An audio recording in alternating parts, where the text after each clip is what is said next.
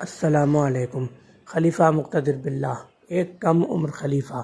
یہ واقعہ تاریخ طبری اور دا عباسید کیلیفیٹ نامی کتب میں مفصلاً مذکور ہے۔ سن 295 ہجری بمطابق 908 عیسوی میں جب خلیفہ علی المکتفی باللہ بستر علالت پر دراز تھے تو انہیں اس بات کی فکر تھی کہ ان کا کوئی بھی بیٹا اس عمر کو نہیں پہنچا کہ اسے وہ خلیفہ بنا سکیں۔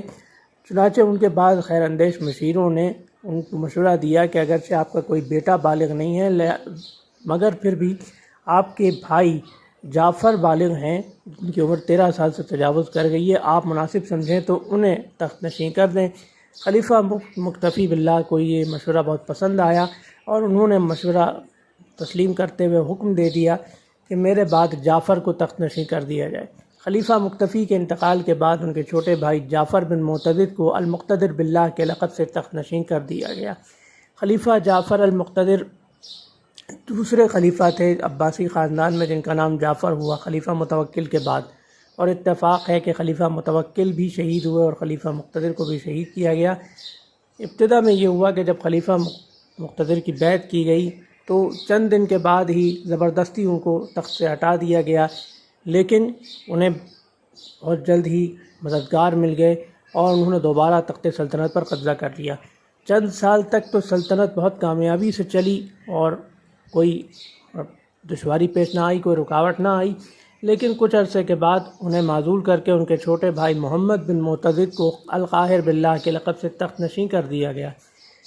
لیکن کچھ عرصے کے بعد پھر خلیفہ مقتدر غالب آئے اور انہوں نے القاہر کو تخت سے ہٹا کر خود تخت پر قبضہ کر لیا، تو ان کے سامنے القاہر کو پیش کیا گیا۔ القاہر نے بہت معافی تلافی کی اور ان سے گزارش کی کہ وہ انہیں معاف کر دیں، تو خلیفہ مقتدر نے کہا کہ تمہاری کوئی غلطی نہیں ہے، میں تمہیں معاف کرتا ہوں، فکر کی کوئی بات نہیں۔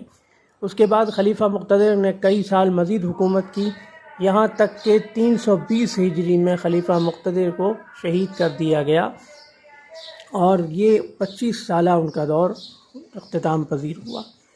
تو خلیفہ مقتدر باللہ کے 25 سالہ دور میں کافی حد تک سلطنت استحکام میں رہی، لیکن خلیفہ مقتدر کا اپنا اقتدار ڈاما ڈول رہا۔ کبھی وہ تخت نشین ہوتے، پھر معزول ہوتے، پھر تخت نشین ہوتے اور پھر دوسری بار معزول ہونے کے بعد انہیں شہید کر دیا گیا، جیسے کہ مختلف عباسی خلفاء کو شہید کیا گیا تھا۔ تو یہ تھا خلیفہ مقتدر باللہ کے تخت نشین ہونے سے قتل ہونے تک کا مکمل واقعہ۔ انشاءاللہ اگلی ویڈیو میں ہم ان کے چھوٹے بھائی محمد بن معتضد المعروف القاہر باللہ کی زندگی کے کسی واقعے کے ساتھ حاضر خدمت ہوں گے۔ اللہ حافظ۔